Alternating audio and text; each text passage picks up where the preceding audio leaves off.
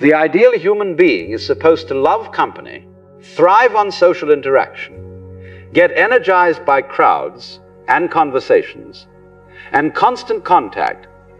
We're told that if you don't enjoy having people over, if you prefer your own company to the company of others, then something must be wrong with you. You must be broken somehow. You must need fixing. But here's the delicious irony.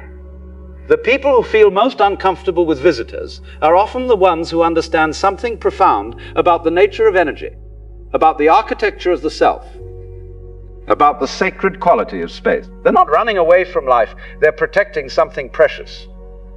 They're honoring a truth that the constantly social, perpetually available, always entertaining crowd has completely forgotten. Your home is not just four walls and a roof. It's not just a place where you keep your furniture and sleep at night. Your home is you. It's the physical manifestation of your inner world. Every room, every corner, every quiet space is a reflection of some aspect of your psyche. And when someone enters that space, they're not just walking through a door, they're crossing a threshold into your soul itself.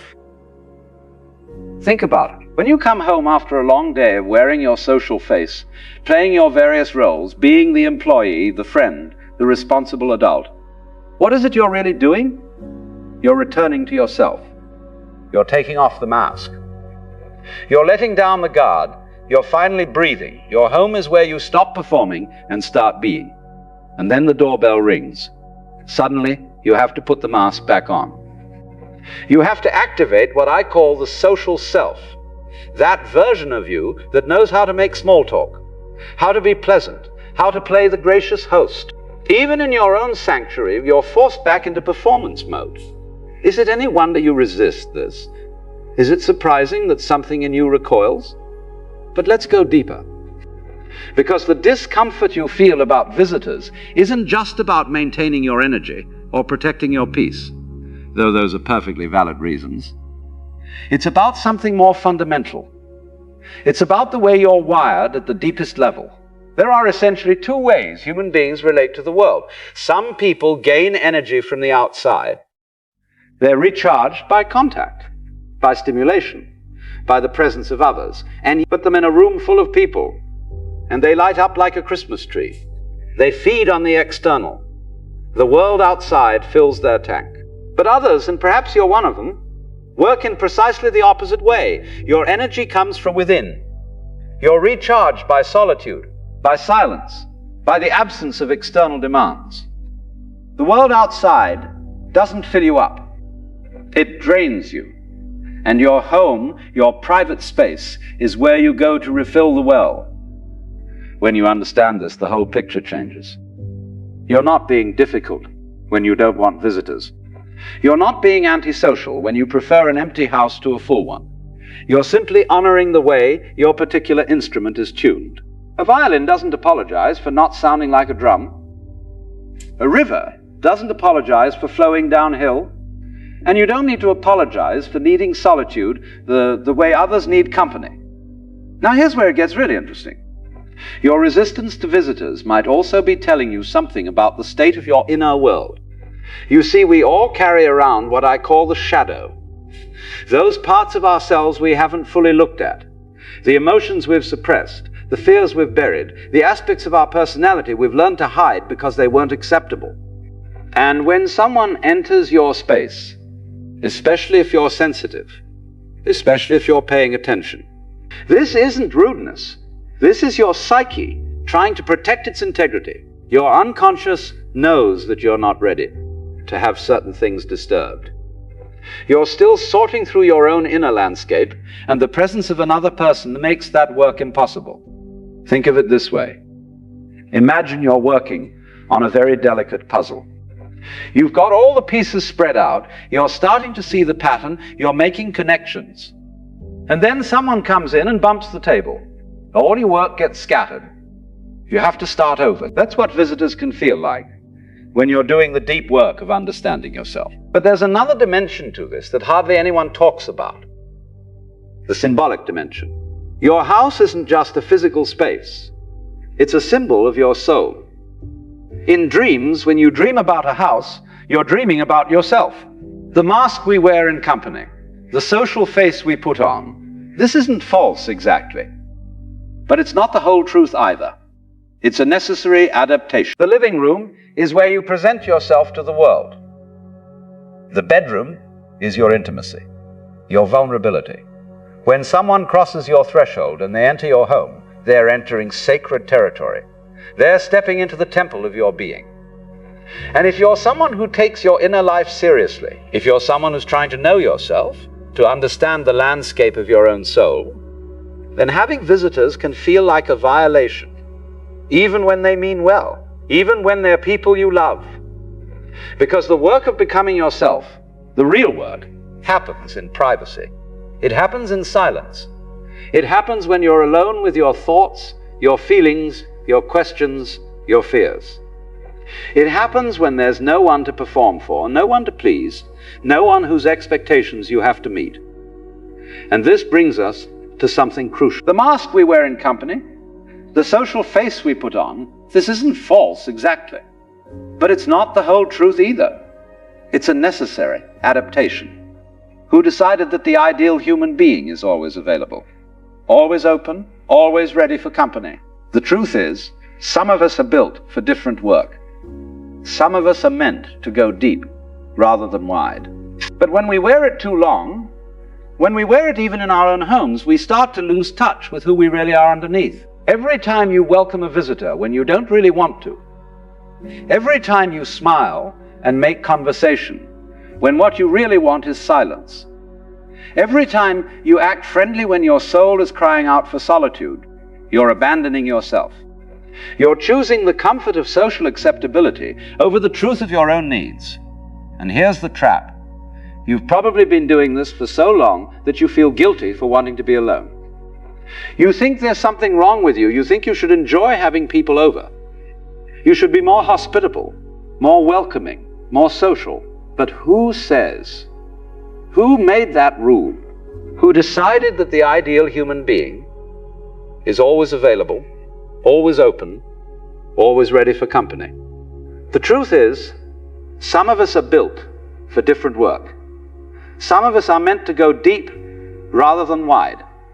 Some of us are meant to know a few people very well rather than many people superficially. Some of us are meant to spend long stretches alone, not because we hate people, but because solitude is where we do our most important work. There's an old archetype, an ancient pattern that appears in stories and myths across every culture: the hermit. The wise person who lives alone, who retreats from society, who finds wisdom in solitude. This figure isn't a failure. This figure isn't someone who couldn't make it in the world of people. You see, we live in a time when people are drowning in constant stimulation. Everyone is always available, always connected, always responding to the demands of others. The phone rings, the messages pile up, the obligations multiply. That part of you that doesn't want visitors isn't being difficult. It's answering an ancient call. It's following a path that leads inward rather than outward. It's listening to a voice that says, be still, be quiet, be alone. Because only in that stillness can you hear what your own soul is trying to tell you. Now, I'm not suggesting you become a complete recluse. I'm not saying you should cut yourself off from all human contact and live in a cave. Balance is necessary. Connection is beautiful. Relationships matter. But what I am saying is this: your need for solitude is not a problem to be fixed. Your resistance to visitors is not a character flaw. Your desire to protect your space is not selfishness. It's wisdom. You see, we live in a time when people are drowning in constant stimulation. Everyone is always available, always connected, always responding to the demands of others. The phone rings, the messages pile up, the obligations multiply. And people wonder why they feel exhausted, scattered, lost. They've forgotten how to be alone with themselves. They've forgotten that the soul needs silence, the way the body needs sleep. When you feel that resistance to having visitors, when you want to keep your door closed, when you prefer an evening alone to an evening of entertaining, you're not rejecting life, you're honoring it. You're saying that your inner world matters, that your peace matters, that your energy matters. You're saying that you will not sacrifice yourself on the altar of social expectations. And this is an act of courage. Because the world will tell you you're wrong, your family will tell you you're being difficult, your friends will say you're antisocial. But deep down, in that place where you're completely honest with yourself, you know the truth. You know that when you're alone, you're more yourself than you ever are in company. You know that silence feels like coming home. You know that solitude is not emptiness, but full. The people who drain you with their visits, who exhaust you with their presence, who make you feel like you have to perform even in your own home, they're not bad people. They're simply living according to a different rhythm. Their instrument is tuned differently. They need what you don't need. They thrive on what depletes you. And that's fine. Let them have their parties, their constant companionship, their busy social lives. But you have permission to choose differently. You have permission to say no. You have permission to protect your solitude like the treasure it is. Because here's what nobody tells you. The world doesn't just need the social butterflies, the extroverts, the constantly available. The world needs the hermits too. The world needs people who go deep, who think long thoughts, who sit with difficult questions, who aren't distracted by the constant noise of social obligation. The world needs people who know how to be alone without being lonely, who can find richness in silence, who can sit in an empty room and discover that the room is actually full. Your discomfort with visitors is pointing you toward your true nature. It's showing you that you're not meant to live on the surface, skimming along from one social interaction to the next. You're meant to dive deep. Don't call yourself antisocial, or difficult, or broken. Listen to what that resistance is telling you. It's telling you that you need to protect your inner world. It's telling you that your energy is precious. And when you honor this, when you stop fighting against your own nature, when you stop feeling guilty for wanting to be alone, something remarkable happens. You become more authentic. You become more present. When you do choose to be with others, you're truly there, not scattered, not depleted, not wishing you were somewhere else. You can give from a full cup instead of an empty one. But to fill that cup, you need silence. You need space. You need your home to be a sanctuary, not a stage. You need time when no one is asking anything of you, when no mask is required, when you can simply be. So the next time someone wants to visit and you feel that familiar resistance rising up, don't judge it. Don't call yourself antisocial or difficult or broken. Listen to what that resistance is telling you. It's telling you that you need to protect your inner world. It's telling you that your energy is precious. It's telling you that solitude is not selfish, but sacred. You are not obligated to open your door every time someone knocks. You are not required to be available, accommodating, perpetually welcoming. You are allowed to keep your space for yourself. You are allowed to say, not today, not now, maybe not ever. And anyone who truly cares about you will understand. Anyone who respects you will honor your boundaries. Anyone who sees your worth will not demand that you sacrifice your peace for their comfort. Your home is your temple. Your solitude is your practice.